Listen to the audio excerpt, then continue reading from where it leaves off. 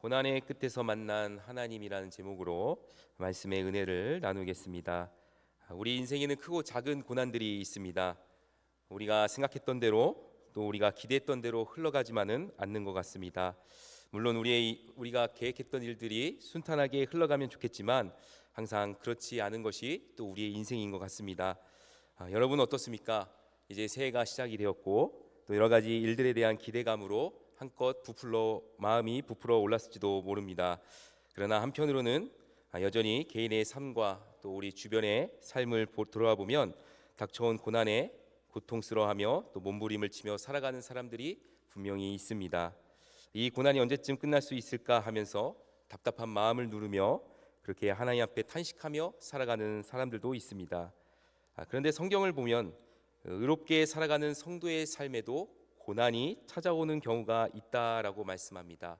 하나님의 자녀이고 또 하나님을 믿는 사람은 고난이 없는 것이 아니라 하나님 앞에서 의롭게 살아가는 사람에게도 고난은 찾아온다라는 말씀입니다. 바로 베드로전서 3장 17절의 말씀인데요. 그 말씀을 읽어드리면 선을 행함으로 고난받는 것이 하나님의 뜻일진데 악을 행함으로 고난받는 것보다 나으니라 라고 말씀합니다. 여기서 선을 행한다라는 것은 무슨 뜻일까요? 그것은 바로 하나님 앞에 의롭게 살아가는 것입니다. 이 베드로전서의 말씀을 들여다보면 하나님을 믿기 이전의 삶으로 돌아가지 않는 것입니다. 하나님을 믿기 이전에 우상을 따랐고 그 우상을 따르면서 저질렀던 많은 죄악된 행동으로 다시 돌아가지 않는다라는 것이죠. 그렇게 살아갔을 때에 주변으로부터 받는 핍박이 있고 또 소외를 당한다던가 여러 가지 고난이 찾아오게 되었다라는 그런 말씀입니다. 더 중요한 사실은 그런 고난조차도 하나님의 뜻이라고 말씀하고 있습니다. 우리가 고난이라는 것을 생각할 때에 분명히 그 고난이라는 것은 하나님이 나와 함께 하시지 않기 때문에 일어난 것이야 라고 우리가 오해할 수 있지만 사실 하나님 앞에 의롭게 살아가는 성도의 삶에도 이와 같은 고난이 찾아온다라는 것이 됩니다. 그렇다면 왜 고난이 하나님의 뜻이라고 베드로전서는 우리에게 가르쳐주고 있을까요? 그 안에는 더 깊은 믿음을 소유할 수 있도록 연단하시는 하나님의 계획이 숨겨져 있기 때문입니다. 그러니까 우리가 고난을 당하지만 고난당하는 우리의 삶은 고난을 당하든 당하지 않든 간에 상관없이 항상 하나님의 뜻 가운데서 살아가고 있다라는 그런 말씀이 됩니다. 비록 이해할 수 없는 고난이 우리 인생에 찾아올지라도 우리의 삶에는 하나님의 뜻이 있습니다. 그리고 그 고난의 끝에서 하나님은 우리에게 찾아와 만나 주시는 하나님이신 줄 믿으시기를 바랍니다. 이처럼 이해할 수 없는 고난의 끝에서 하나님을 만난 사람이 있습니다. 성경에서 그 예를 찾아보면 우리가 너무나도 잘 아는 욥이라는 사람을 우리가 한번 꼽을 수가 있습니다. 그는 당대의 의인이라고 칭송받는 사람이었습니다. 또 욥기 1장에 보게 되면 그는 악에서 떠난 사람이라고 말씀하고 있습니다. 누가 봐도 하나님 앞에 의롭게 살아가는 한 사람이었습니다. 악에서 떠났고 의인이라 칭송받던 사람이었습니다. 그러면 이 사람의 인생이 우리가 기대할 때에 분명히 잘 풀려야 하고 고난보다는 존귀와 영광 가운데서 살아가야 하는 것이 상식적인데 그의 인생은 그렇게 상식적으로 흘러가지 않았고 다른 방향으로 흘러가는 것을 보게 됩니다. 무엇일까요? 바로 도저히 이해할 수 없는 고난 앞에서 그의 인생이 처참히 무너져 내린 것입니다. 그가 가진 전부를 잃었습니다. 욥은 고난을 만나면서 그가 가지고 있던 재산뿐만 아니라 가족 그리고 심지어는 그 주변의 사람들도 그를 떠나게 되는 그런 고난을 맞이하게 되었습니다. 이런 욥을 더 힘들게 하는 문제가 있었습니다. 그것은 바로 그 고난의 이유를 찾을 수가 없다라는 것입니다. 왜 욥은 자신의 고난의 이유를 찾을 수가 없었을까요? 그것은 욥이 하나님 앞에 범죄해서가 아니라 바로 그를 무너뜨리려고 했던 사탄의 계획으로부터 시작했기 때문입니다. 하지만 우리는 욥의 이야기를 잘 알고 있습니다. 비록 그 끝을 알 수 없는 어두운 터널을 지난 것 같지만 결국 그 고난의 끝에서 하나님이 기다리고 있었습니다. 우리의 삶에도 마찬가지입니다. 만약 욥과 같은 이해할 수 없는 고난의 시간을 보내고 있습니까? 그 끝에는 고난을 뚫고 찾아와 만나주시는 하나님이 기다리고 계심을 기억하시기를 바랍니다. 우리가 믿는 하나님은 의롭게 사는 성도의 고난을 외면하지 않으시는 분입니다. 그리고 반드시 그 인생에 찾아와 만나 주시는 하나님입니다. 그래서 고난에 처해 있을 때 그 고난의 이유를 아는 것보다 더 중요한 것이 있습니다. 그것은 그 고난의 뒤편에 계시는 하나님을 아는 것입니다. 우리는 고난에 처해 있을 때 그 고난이 왜 찾아왔는지 그 이유를 알기 원하지만 사실 그것보다 더 중요한 것은 그 고난에도 불구하고 마침내 우리를 향해서 두 팔을 벌리시고 기다리고 만나주시는 하나님이 계시다는 사실을 기억하시기를 바랍니다. 바로 욥은 이 사실을 몸소 경험했고 그래서 그에게 있어서 자기가 고난을 당하는 이유를 아는 것보다도 하나님을 만났다라는 그 사실이 자기에게 매우 중요했습니다. 우리가 욥기를 읽게 되면 욥은 끝까지 자기가 고난을 당했던 그 이유를 알지 못했던 것 같습니다. 그러나 고난의 끝에서 하나님을 만났을 때 그는 고난의 이유에 대해서 더는 묻지 않았습니다. 그 이유를 생각해 보면 하나님을 만났을 때 그가 발견한 은혜가 더 컸기 때문입니다. 그렇습니다. 우리가 고난의 이유보다도 고난의 뒤편에 계시는 그 하나님을 만났을 때 발견하게 되는 은혜가 있습니다. 그렇다면 욥이 고난의 끝에서 하나님을 만나고 발견한 은혜는 무엇일까요? 오늘 말씀에서 세 가지를 찾을 수가 있습니다. 첫 번째는 그가 하나님을 바라보게 된 것입니다. 2절 말씀을 보면 주께서는 못하실 일이 없사오며 무슨 계획이든지 못 이루실 것이 없는 줄 알게 되었다라고 욥은 고백하고 있습니다.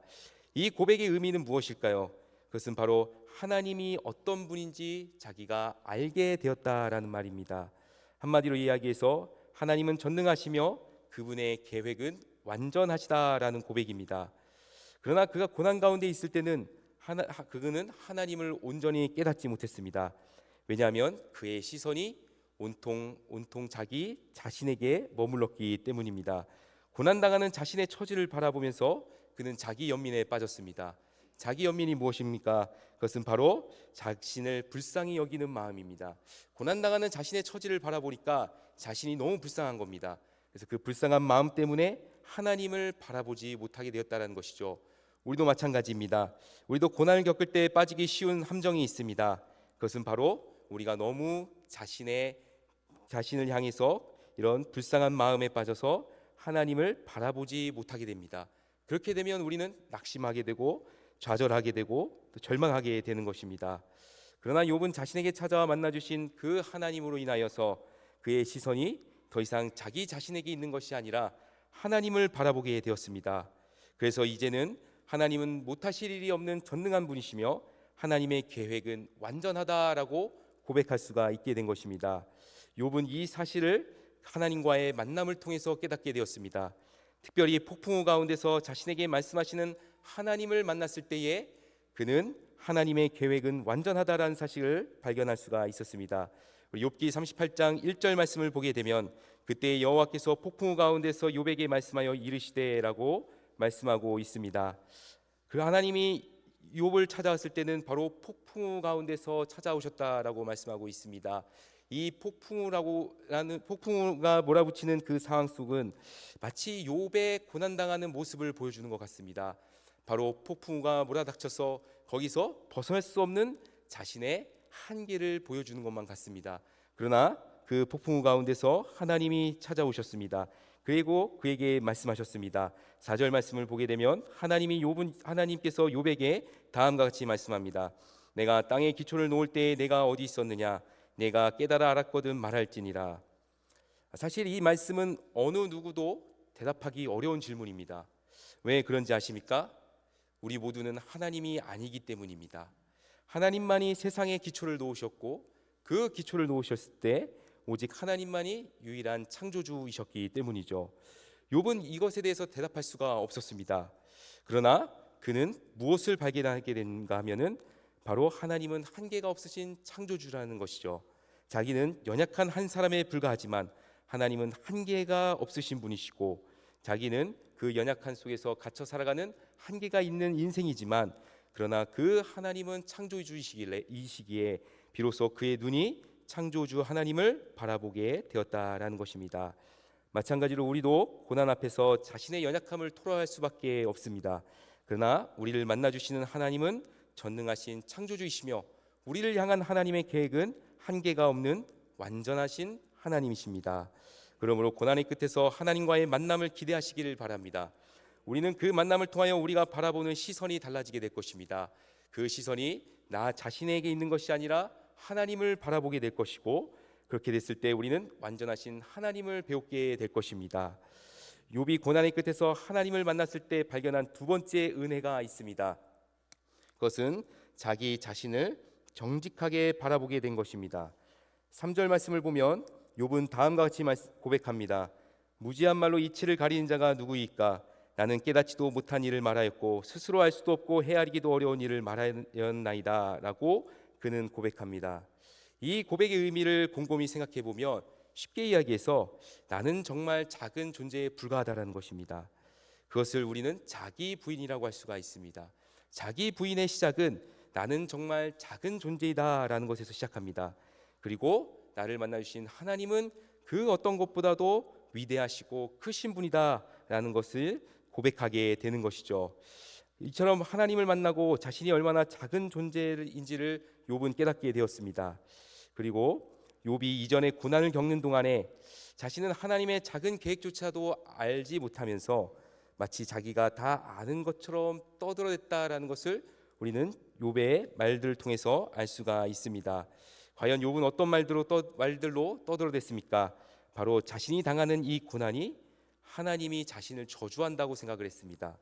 하나님이 나를 저주하셨고 그래서 나는 저주받은 인생이다. 이것이 욥이 무수히 쏟아냈던 말들이었습니다. 그러나 그가 하나님을 만나면서 자기 자신을 정직하게 인정하기 시작합니다. 우리 6절 말씀을 보게 되면 내가 스스로 거두어들이고 티끌과 재 가운데서 회개하나이다 라고 고백합니다. 여기서 티끌과 재 가운데 있다라는 것은 그가 고난으로 인하여서 처참하게 무너져 내렸던 그의 삶을 두고 말하는 것입니다. 그리고 회개라는 이 말의 뜻은 그가 하나님 앞에서 어떤 죄가 있어서 그 죄를 돌이킨다라는 의미보다는 그가 그동안 하나님 앞에서 무수히 쏟아냈던 말들, 하나님이 나를 저주하셨기 때문에 내가 이런 고난에 빠졌다라고 했던 자신의 말을 후회하고 있는 것입니다.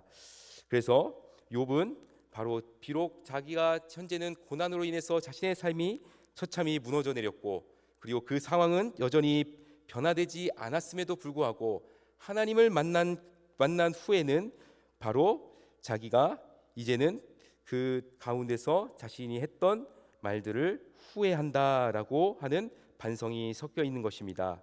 그래서 우리가 여기서 깨달을 수 있는 것은 고난은 우리로 하여금 자신을 정직하게 돌아보게 한다라는 것입니다. 여러분, 고난을 통과할 때는 우리 자신이 얼마나 작은 존재인지를 깨닫고 정직하게 인정하는 것이 중요합니다.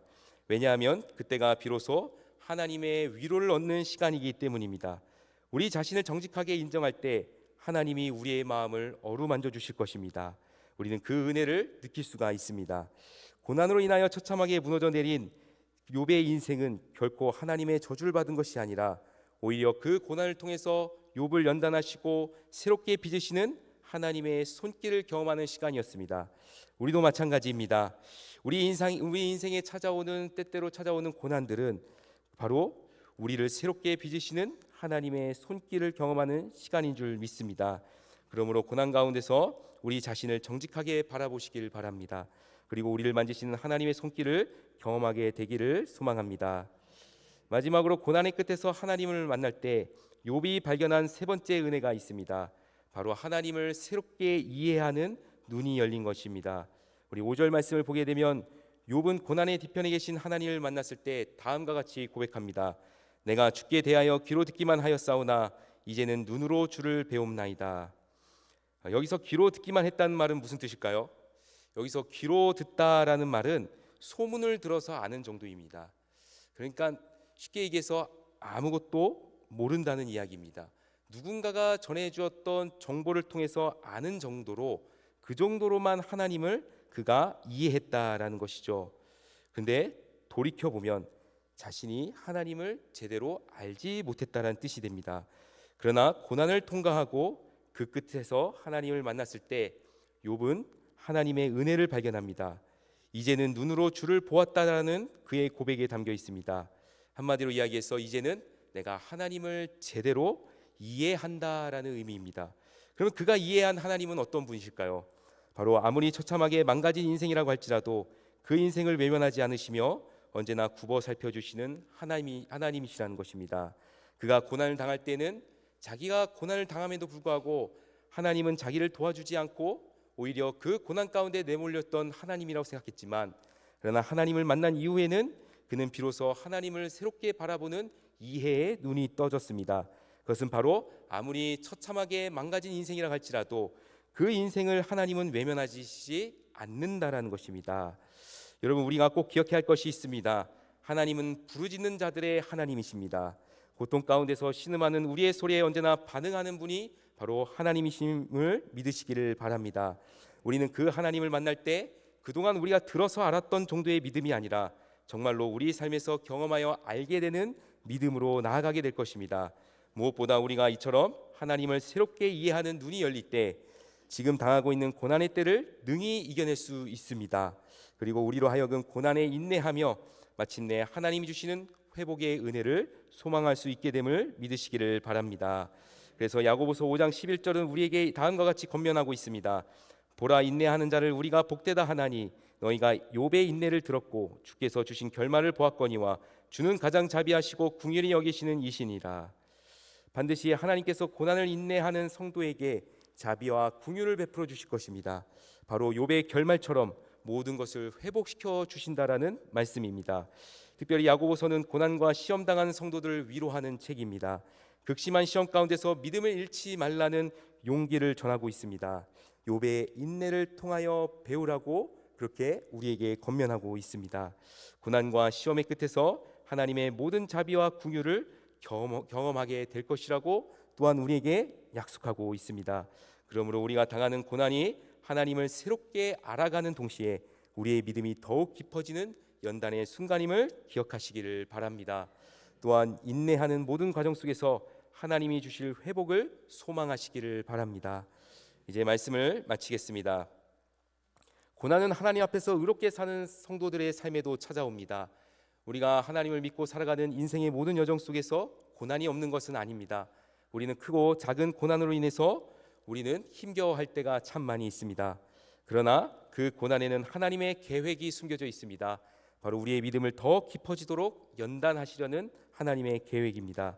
그러므로 고난의 때를 보내고 있다면 폭풍우를 뚫고 찾아오시는 그 하나님과의 만남을 기대하시기를 바랍니다.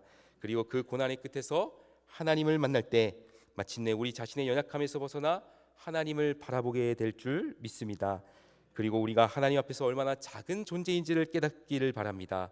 그렇게 우리가 자기 자신을 정직하게 바라볼 때에 우리를 위로하시는 하나님의 손길이 함께할 줄로 믿습니다. 무엇보다 귀로 들어서 아는 하나님이 아닌 언제나 부르짖는 자들을 굽어 살펴주시는 하나님을 이해하는 눈이 새롭게 열리시기를 바랍니다. 하나님의 위로가 언제나 우리 모든 성도님들에게 함께하며 또한 고난을 인내하는 복된 삶이 되기를 소망합니다. 기도하겠습니다. 하나님 아버지, 감사합니다. 오늘 욥의 말씀처럼 하나님, 우리의 삶 속에 고난이 있지만 그럼에도 불구하고 그 고난의 끝에서 우리를 만나주시는 하나님이 함께 하심을 믿습니다. 하나님, 지금도 인생에 찾아온 고난으로 인해서 힘겨워하고 있는 영혼들이 있다면 하나님 불쌍히 여겨주시고 그 고난의 끝에서 만나 주십시오. 그리고 하나님을 만나서 하나님을 바라보게 하여 주시옵고 자기 자신을 정직하게 인정할 때에 하나님의 위로를 경험하게 하여 주시옵소서. 또한 하나님을 새롭게 알고 하나님을 새롭게 이해하는 눈이 열려서 날마다 그 하나님을 경외하며 살아가게 하여 주시옵소서. 인내하는 모든 고난당한 자들의 삶에 하나님의 위로와 축복이 함께하여 주실 것을 믿고 감사드리며 예수님의 이름으로 기도드립니다. 아멘.